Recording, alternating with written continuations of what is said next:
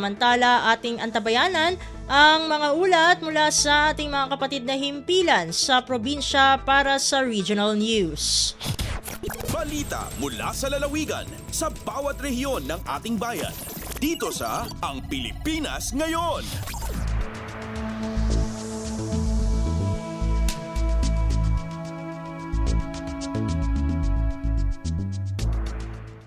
Narito na ang bugso ng ating mga regional news. Dumako muna tayo sa rehiyon ng Luzon. Oplan pera sa basura program ng Bontoc Local Government Unit, lalahukan ng mga pampubliko at pribadong paaralan para sa school year 2023 to 2024. Ang detalye ng balita, ihahatid sa atin ni Donna Kawis Balyo mula sa Bontoc. Makinayon dagiti pampubliko ken pribado nga eskwelahan iti Oplan pera sa basura program ti Bontoc Local Government Unit para iti school year 2023 to 2024. Iti Memorandum of Agreement na pagnumuan dagiti school heads ken Bontoc LGU nga agtinulong para iti implementasyon ti Oplan pera sa basura wenno OPSB program. Sigon iti Bontoc Municipal Information Office panggap ti OPSB nga epektibo ang maipababati kinaado ti basura maisuro ti proper waste management kadagiti estudyante ken mapapigsat kooperasyon ti tunggal maysa para iti implementasyon ti ecological waste management program kadagiti eskwelahan ken komunidad. Ti OPSB ket maysan nga institutionalized program iti Bontoc LGU maiyan natok iti Ecological Solid Waste Management Act isu nga addat tinawen a pondo para ditoy. Dagiti eskwelahan a makaornong iti kaadwan a basura ket maikanda iti premyo mangrugi 15,000 pesos ingana 7,000 pesos. Ken adama ti participatory prize ti tunggal eskwelahan nga makipartisipar a 4,000 pesos. Narpos na di ZRA Bontoc saon Andona Kawisbalyo para sa Radyo Pilipinas World Service. Balita mula sa lalawigan sa bawat rehiyon ng ating bayan. Dito sa Ang Pilipinas Ngayon.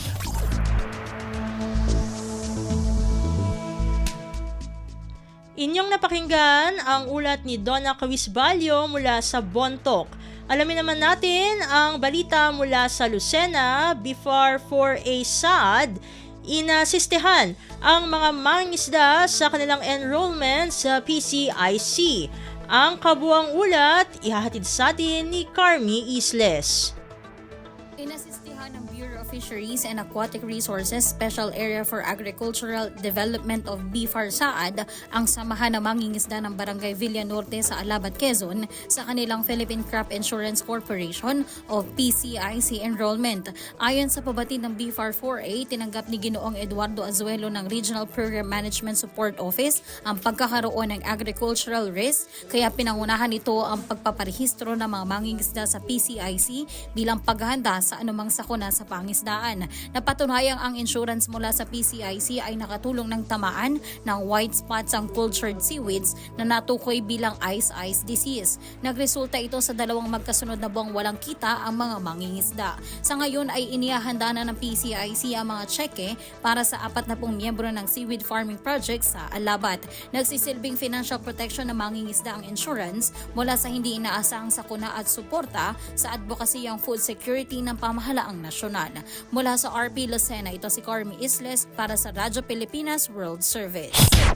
Balita mula sa lalawigan sa bawat rehiyon ng ating bayan. Dito sa Ang Pilipinas Ngayon.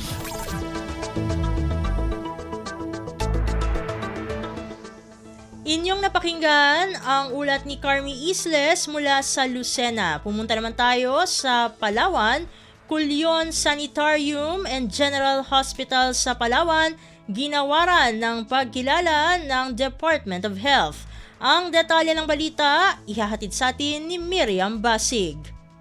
Agresabi ang Culyon Sanitarium and General Hospital o CSG-8 sa probinsyang Palawan i-Hall of Fame Award alin sa Department of Health. Ingdawat ang pagkilala kanu lamang sa ingbuat nga 2023 DOH Hospital Award sa Iloilo Convention Center. Ang pagtawdingig ay ingtaw matapos ang 4 kadagang dason-dason nga andang aresibing pagkilala, ang DOH impisa ang dagong 2020. Isara ang CSG-8 sa 4 ka ospital sa nasyon ang impabotan i-Hall of Fame Award sa 2023 DOH Hospital Star Star Award nga mitemang Breaking the Barriers of Mediocrity in Pursuit of Healthcare Innovation Towards a Healthy Pilipinas. Base ra sa panuan ng Kulyon Sanitarium and General Hospital, pamatud lamang siya sa andang kalidad ig maayos na pagpapaabot ng mga serbisyong pangkalusugan para sa publiko. Agalin digi sa Puerto Princesa, Palawan, si Miriam Tejada Basig para sa Radyo Pilipinas World Service. Balita mula sa lalawigan sa bawat rehiyon ng ating bayan. Dito sa Ang Pilipinas Ngayon.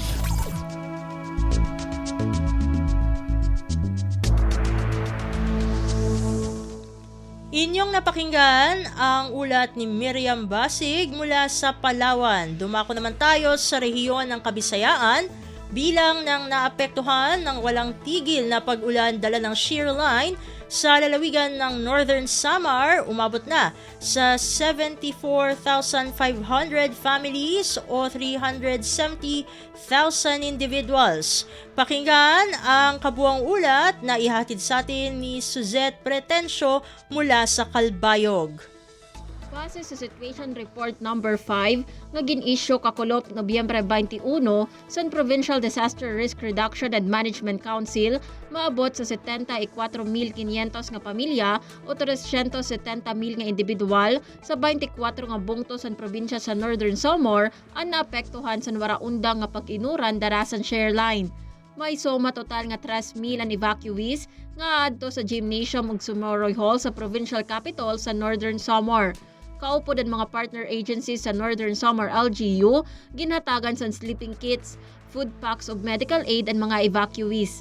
Sumalapan ni Governor Edwin Ugchuan nga era ginihimo ang nga tanan para mabaton ang tanan nga issue ug concerns sa mga evacuees ngan para mapakaupay pa ang era kamutangan. Samtang padayon lagi hapon ang pagbuhat sa search and rescue operations sa probinsya sa Northern Samar. Tikang sa Radyo Pilipinas Calbayog, ini si Suzette Pretencio para sa Radyo Pilipinas World Service. Balita mula sa lalawigan sa bawat rehiyon ng ating bayan. Dito sa Ang Pilipinas Ngayon.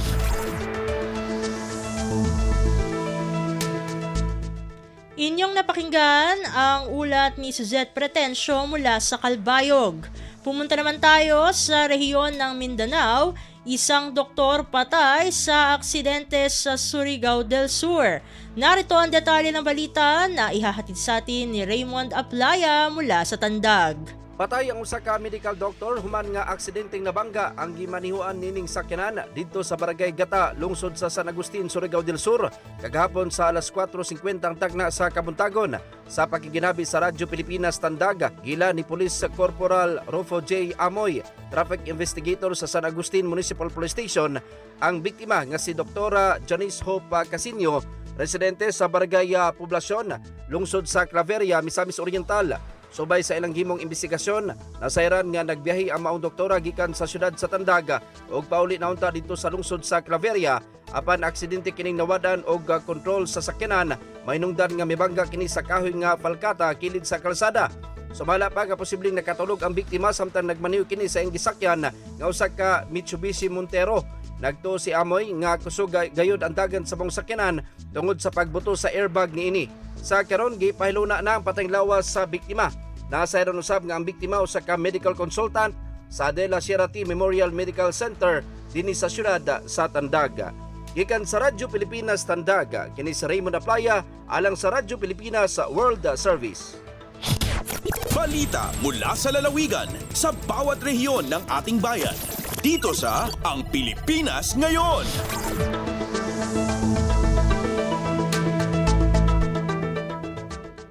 Inyong napakinggan ang ulat ni Raymond Aplaya mula sa Tandag. Dumako naman tayo sa Hulo. Mga nakagat ng hayop na may rabies umabot na sa 124. Ito ay ayon sa Sulu Sanitarium. Ang kabuang ulat ihahatid sa atin ni Fatma Gino. Mahugot piya tumtumi Fatima Raisa Hajiri, Animal Bite Treatment Center nurse sa Sulu Sanitarium Hospital. Inkatan si mga magkakutkut sin hayop, biya na sin iro, kuting, amo, kabog, iban sin kaybanan pa, amin on rabies, insubay magmuhot-muhot magkainakon ng madto pa mga hospital, asubay magtuwi karhilan lula sa tawa ubat bat di dumuhon. Habay tahi Hajiri, nakalista na sila hanggang tuskawan tagupat nagkakutkut si mga hayop amin on rabies. Halom silang gatuskawan tagupat, kapituan tag-unom dunhay ni inakutkut sin iro, sauta kapatan tagwalo isab inakutkut sin kuting.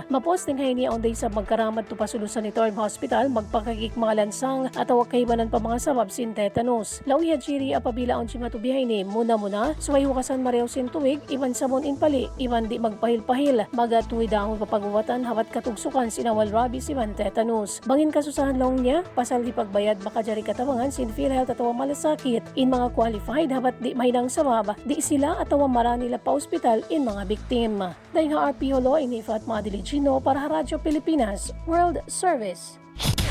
Balita mula sa lalawigan sa bawat rehiyon ng ating bayan. Dito sa Ang Pilipinas Ngayon.